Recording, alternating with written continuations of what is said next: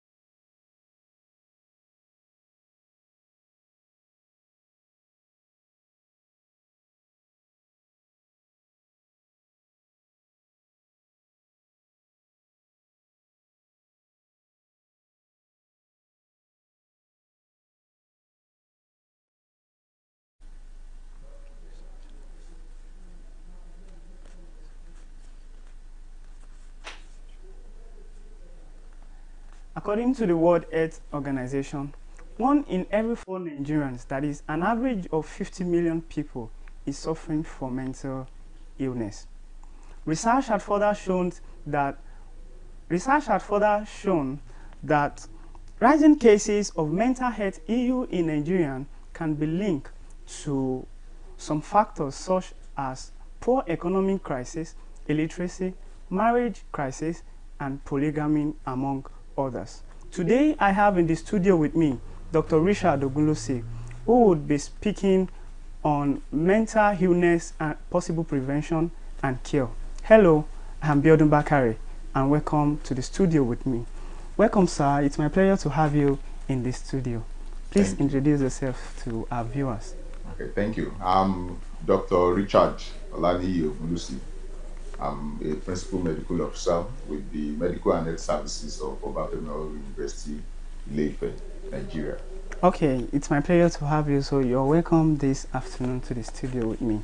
Considering the situations of things in our country and because of the rising issues and cases that are related to mental health, I think it's very important that we come up with this kind of discussions at this time. So on a quick one, with the time we have in the studio today, I want you to tell us briefly what you know about mental health issues in Nigeria and in general. Okay. Well, when we talk about mental health, we're talking of a condition of being sound mentally and emotionally that is characterized by the absence of any mental illness and by adequate adjustment, especially as it is reflected in feeling comfortable about oneself, having positive feelings about others, and the ability to meet the demands of daily life. So one will be said not to be mentally healthy if you don't have such positive feelings within yourself and with others, and if somebody is not able to meet with the demands of daily life.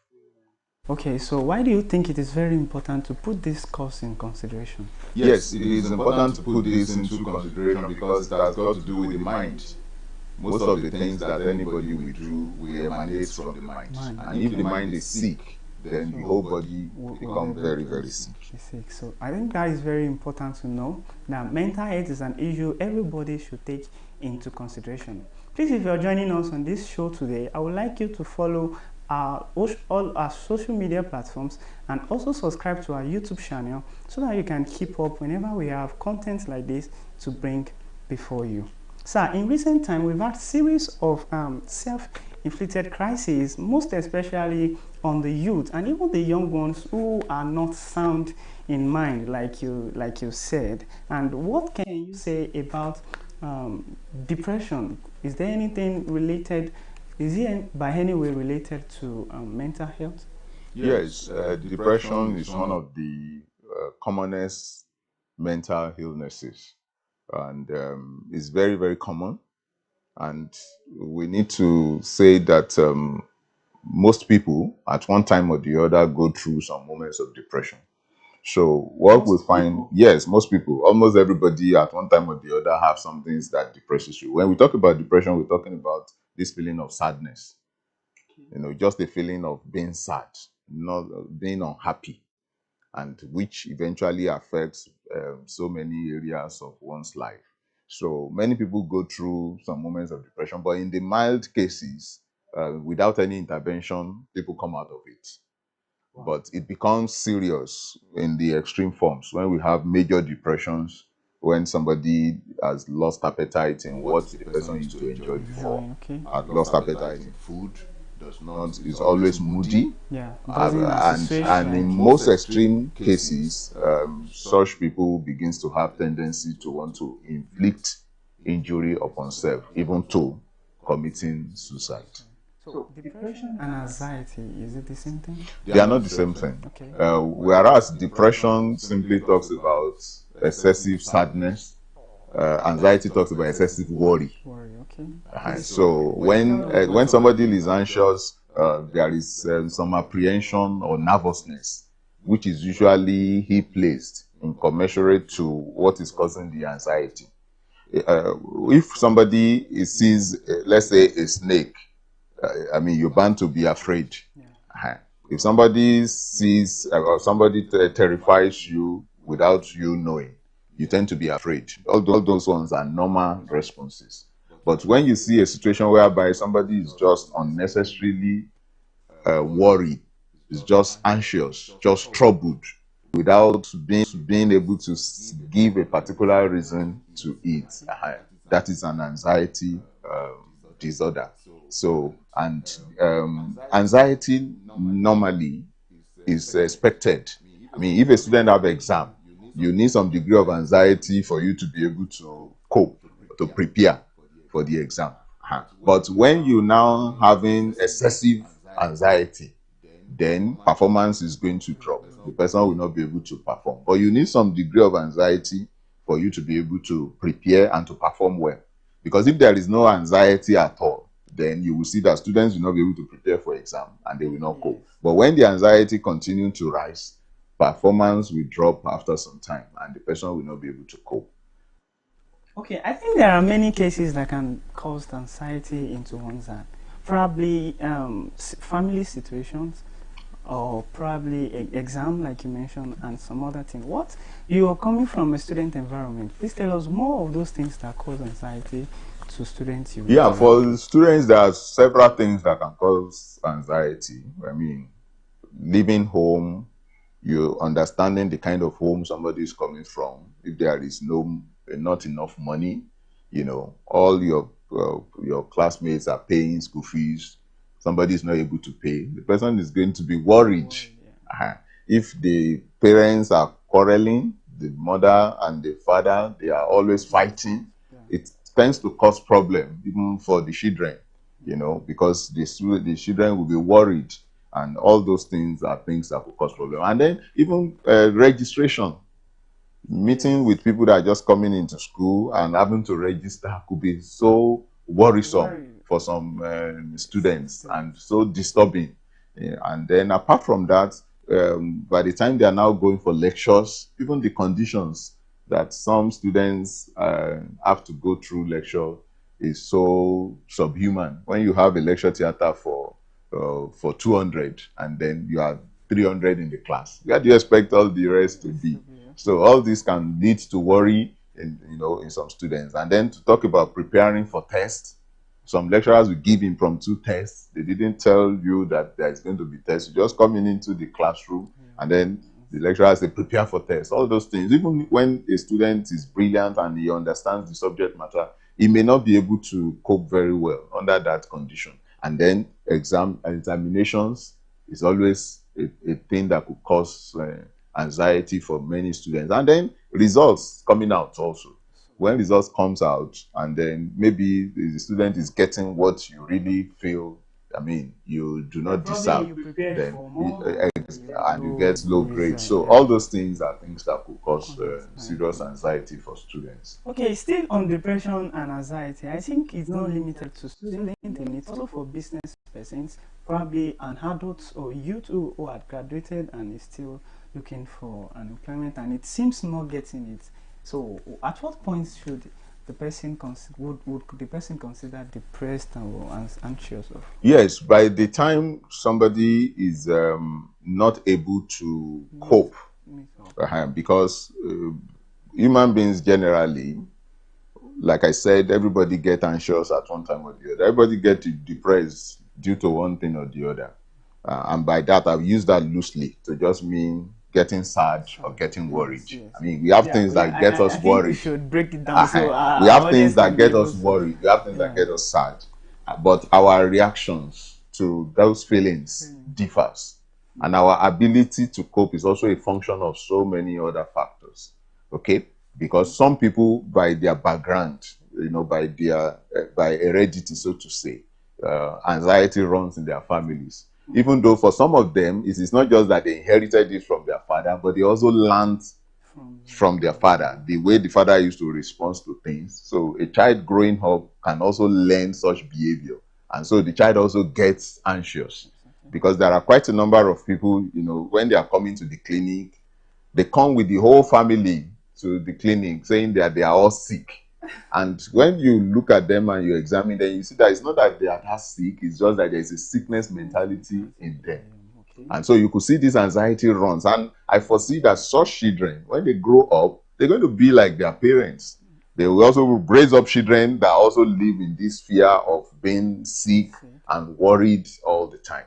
So sometimes the thing runs in family, like I said. But there is quite a number of other factors that could make people to always getting anxious, always getting worried. People that abuse drugs, substance of abuses, or people that takes alcohol, they tend to have some depression more than the general population. And people that take all those things also seems to have more anxiety, and their ability to cope, even the ability to tell yourself, oh, things are not as bad as you think it is. All those things will not be there when you are getting involved in drugs and in alcohol. So, so that is it. All right, thank you, sir. So if you're joining us for the first time, you can also subscribe to our channel to keep up with what we're doing on this show. And you can follow other social media platforms to have clue of what Youth Upkeep is all about. Again, I have in the studio with me Dr. Richard Ogulusi, a Principal Medical Officer of the OAU Health Center. Again, I welcome you and thanks for being there for us so far. So, back to our questions. Everybody seems to be sane in our society today, and deeply, if you need to consider what people are going through in their mind, some having sleepless nights, some having restless night. Now I need to ask, and for the benefit of our viewers, who can you say is not mentally stable, or is it everybody that is sane in the real sense? Yeah, like I said, going by the dictionary of mental health, there are certain things that we need to watch out for us to know whether there are real issues. One of it is, how do you see yourself? Yeah. Do you see yourself as being sound mentally, or you perceive yourself not to be fine and okay emotionally or mentally? That is one. Okay. What kind of feelings do you have towards others? Do you have, because there are some people that are always having issues with people. Yeah, They negative. have poor adjustment in their relationships. You know, either they are so aggressive to people or they cannot just work with people, you know, and those may be signs of a mental issue. When you are always the person that everybody is against you, you are against everybody, or you are always suspicious of people. They want to harm you, they want to injure you. Okay. All those things may point to the fact that there are real issues. Or if somebody is not able to cope with daily activities, you cannot keep up a job, you can't do anything productive, you can't take care of himself. I mean, those are real issues to tell us that this person has some mental health issues. Okay. All right. Thank you, sir. I think that is it. So almost everyone is having some iota of not being mentally healthy in their trade, I think. So back to the question, sir. Would you please tell the viewers some of the effects of depression if you're so deep with it? Yes, if somebody is depressed deeply, we call it a major depression. That person will be neglecting self. So you tend to see them to be poorly kempt. Yes, they may isolate from people, not wanting to relate with people. They may isolate socially and isolate physically because he doesn't want anybody to come in to his world, so to say. And that person may also not be eating. So, and because of not eating, some physical health issues may result from malnutrition, you know, from poor hygiene. There could be some infections and diseases that could come upon such a person. And apart from that, like I said, those things that the person used to enjoy before, the person may no longer enjoy it. And the person may not be able to go with the associations that is used to before. All those things are things that will point towards depression. Okay, so very generally, I want you to look at the situation of our nation now, and probably in relations to what we're considering today. Can you please make your comment on the state of the nation now? Well, about the state of the nation, well, really, I'm somebody that is very, very optimistic, even in the midst of the challenges that we have. I'm quite hopeful that we are on a path. Okay. Yes, it may be getting long, but it doesn't mean that we're going to be denied at the end, because one needs some level of hope. Because that's actually one of those things that characterize depression, hopelessness. When you have a feeling of tomorrow will not be okay. Okay? You understand? Pessimism. So one needs some level of hope for you to even be able to face today. You need some hope that everything will work out fine, ultimately. We need to believe. We need the God factor, because we can't deny the fact that we need God in our nation more than ever before. And you know, for you not to just go and kill yourself, you need God. You need to sustain hope. You need to keep your head up. You need to believe that tomorrow will be better than today. And with this in mind, you can face whatever challenges you are facing today better than when you are feeling dejected and you are feeling hopeless and you are always talking about the scarcities of all the good things and amenities that we're supposed to get. Oh, okay. So when you are not mentally stable, you're seeing some trait in yourself that you're getting depressed or anxious of something, what should confide in? Is it your medical doctor or a friend, or do you need to confide in anybody at such point? Okay. I think if somebody is sick, let's say malaria or any of the common illnesses. So maybe I should put it this Okay. way. Is there a first aid for mental? Okay. Yeah. If it is mild, yes, I'm coming to it. If it is mild form of illness, yes, there should always be a first aid. Okay. I mean, for people who are religious, you want to pray. Okay. You want to maybe read your Bible more. You want to maybe read a book that has addressed such issues in your religion, and such things, they do a lot of help. They help. So, and one is expected to attempt to do that.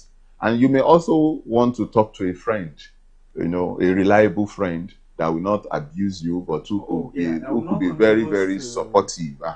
And you should keep such friends and be such friends, okay, yourself, even before any major issue comes into your life. You should keep such friends that will add to you.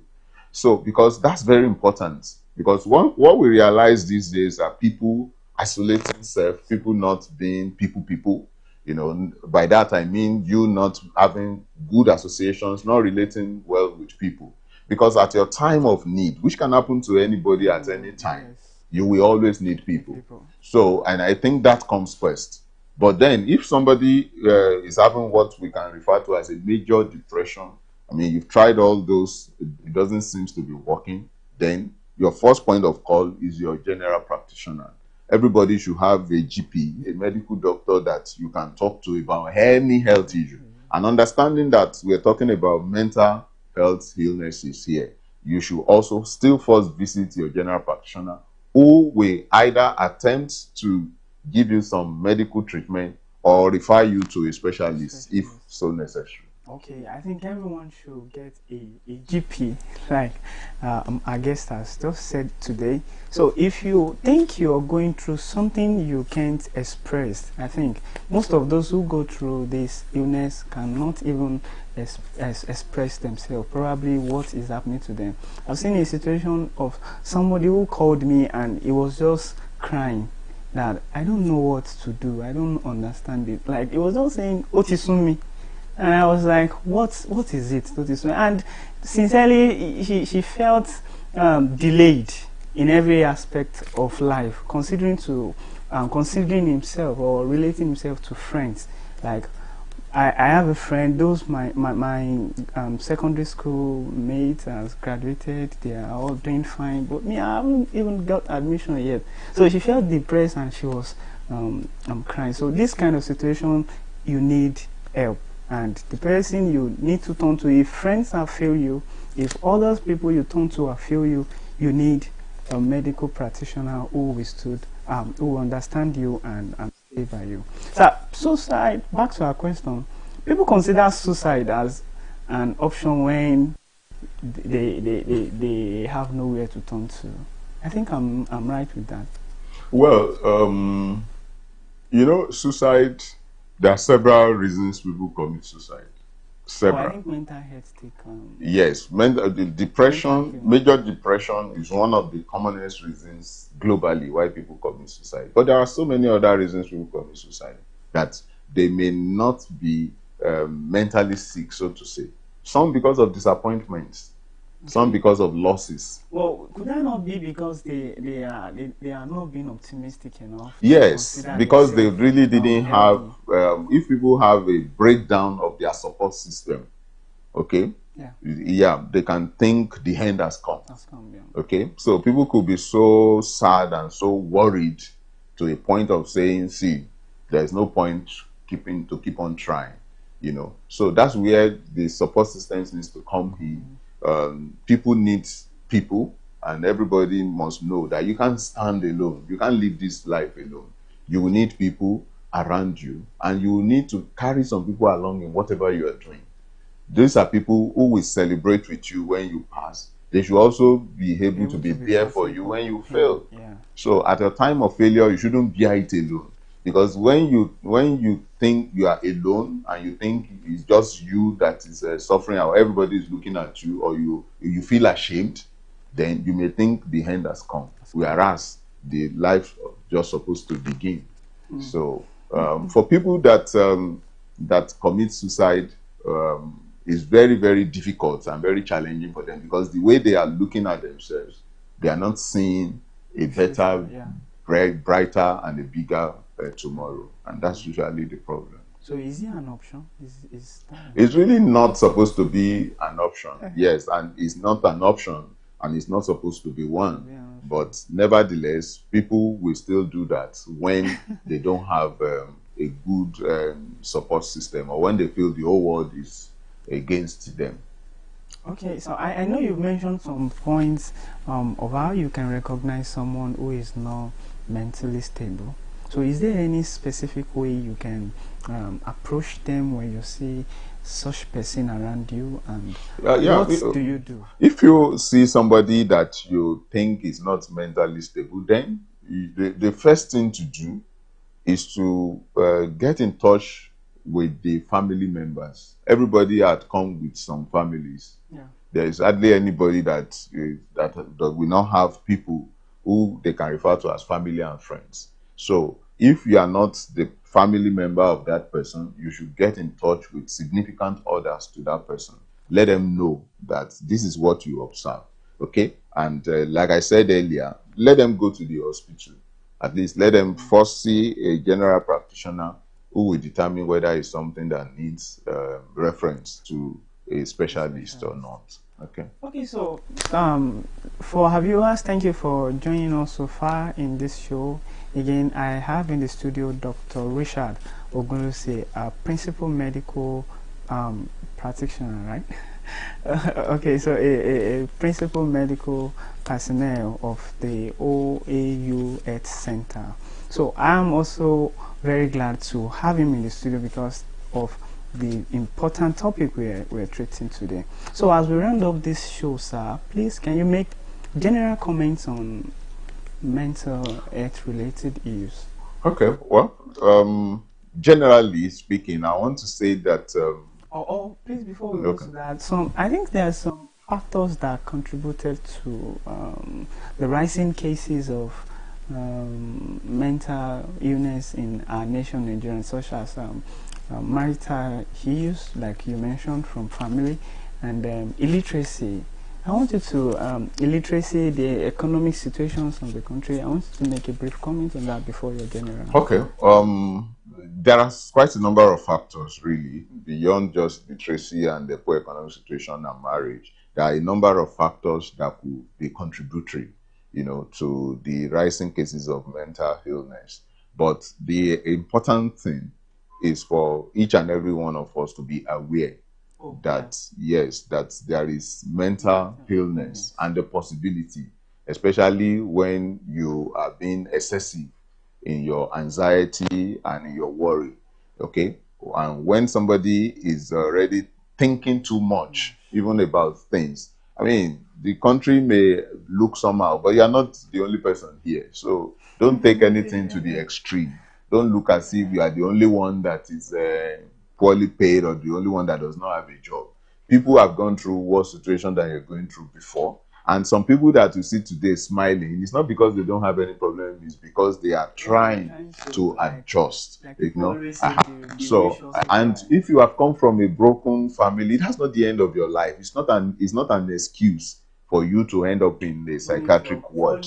Yes, whatever the world has thrown at you, you must not, because of that, allow the world to get you down on your feet. I think what you need essentially is to be at peace with yourself and be at peace with your God, because like I said earlier, the God factor is very important about your mind. The word of God has a way of stabilizing your mood, no matter what it is. And I think that people also should cater for people. You should be your brother's keeper wherever you are. I think with all this in mind, no matter what people are going through, we may be able to get things better than we have now. Yeah, I think that's your general contributions, I think. So a lot of people have sleepless nights. A lot of people have sleepless nights. Like I was flipping through some Google pictures and trying to read a lot online. I've seen a lot of things that can contribute to mental illness in our society. People take thought of tomorrow. People looking at what is going on in their environment, and they felt, oh, I think the world is not so fair unto me. And people was like, God, when will my home be better? So religion is also part of our society, and like you said, God factor is very, very important. So prescribe a solution for mental. Yes, I think I've said it. I will just re-emphasize that people need to be, generally you need to be very calm. yes, it's good to set goals, but if peradventure you are not able to meet with your goal, don't think that the end has come. You want to score an A, you score a B.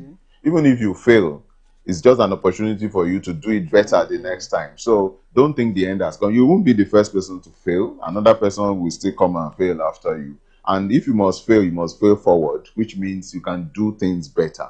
You can always get better. So don't think the end has come, no matter what has come to you. Because it is when you are calm, when you are at peace, that's when you can even think of a very good solution for whatever challenges you are facing and whatever you're going through. So I think those are the panacea that I feel we need to consider with yourself. And then you also, you should be your brother's keeper. You must always check out on your friends, check out on your family members, because you don't know what somebody may be going through at any point in time. And then you must also, know the Lord. Because when you know the Lord, you stand a better chance of having somebody that you can always talk to. You can't pray to a God that you don't know. So it is when you know the Lord that you can always talk to him, and he will always bear your burden. He will always speak peace to you. We've heard about I think we need to reemphasize this about youth taking unnecessary thoughts, like probably because of relationship you decided to take your life, or because some people, because of the debts they they hold and they decide to kill themselves, is not the best. So I think, as I appreciate my guest for coming today, it's also very important to emphasize that mental illness should not be the end of your life. I think there is a way you can solve problem without taking your own life, and that's the main reason for this program today. You should be able to control yourself, and that's where self development come in where necessary. So you develop yourself, and please do not take your life. I think I'm very concerned about that. Do not take your life because of the present situation of things. If it is not good today, be optimistic, like what our guest has said, that it's going to get better. So, sir, do you still have anything to tell our viewers? Yes, especially young people. What I just want to say is that you must endeavor to get yourself engaged reasonably, okay? And also, don't go into drugs. Don't do substance. So Yes, because for some people that go into drugs, alcohol, and smoking and the rest, they do that because of some form of mental illness, and they may not know why they are doing what they are doing, but they may have some mild depression or some form of anxiety, and then thinking that taking drugs is going to help, is going to get worse. So there is no point for you to get worse while you are trying to solve a problem. So, because I knew somebody, even as far back as when he was in secondary school, he was having problems sleeping in the night, but he realized that if he should take a little palm wine, which is alcoholic, he will sleep better. And that was how he continued to indulge in taking palm wine. But thankfully, that person was he had to stop, by the help of God. So, but some people, they were not that lucky. That is how they will begin to become drunkards, from the time they were small. So some of these substances of abuse, at some little doses, they may give you some feelings, that may look good. You just feel good, from depression. If you take some of these drugs, they give you euphoria. They make you feel on top of the world, and you feel you have arrived, whereas nothing has changed in your situation. And so if you continue to indulge in these drugs, they can make you to be totally mentally sick and become maniac, that the person will just be doing all kinds of terrible things outside. So don't go into drugs. Try and get yourself gainfully occupied, either by involving in a trade or in a sport or in something else.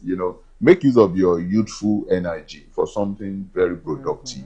All these, you won't even have time even for all the vices. when you are already doing something. I remember growing up, we used to play table tennis on the streets. You know, the only thing we do is play table tennis, play football, and read our books. So we didn't even know that some people were busy smoking or drinking anywhere. So youth should get themselves engaged. Yeah. And I think, you know, parents and adults also should consider this. Get them to do something that can help them to develop physically and mentally, instead of them to start engaging in all kinds of vices behind the walls. Excuse me, sir. I think what you just mentioned now remind me of a very important thing, that abuse, not abuse of drug alone, but abuses on little girls can also cause them to be mentally unstable. So, do you have a comment on Yeah, that? you know, for many ladies, unfortunately, we don't have statistics about anything in our nation. You know, but quite a number of ladies, you know, when they were growing up, have been abused. And that Okay, and that affects them, you know, mentally. Some are very, very frigid. Some are very, very sad.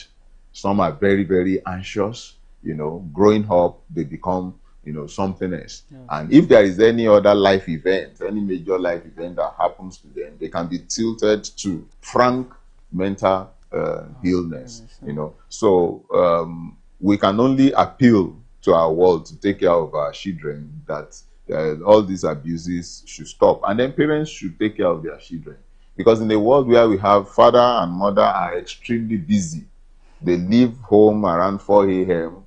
and they don't even know where the kids are throughout the whole day until 10 p.m. when they come back. The children are already sleeping. All these things will make children to be prone to abuse. They leave them with uncles and aunties, you know, that can abuse them. So all these things, yes, all these things are going to affect the future of the children. So people need to give birth to children that they can take care of. There's no point giving birth to children that you don't have time for. So give birth to children that you can take care of, and also find out what is happening to your child. It's not just children that are abused. Even boys are abused as well. And sometimes it is the abuse that abuse people.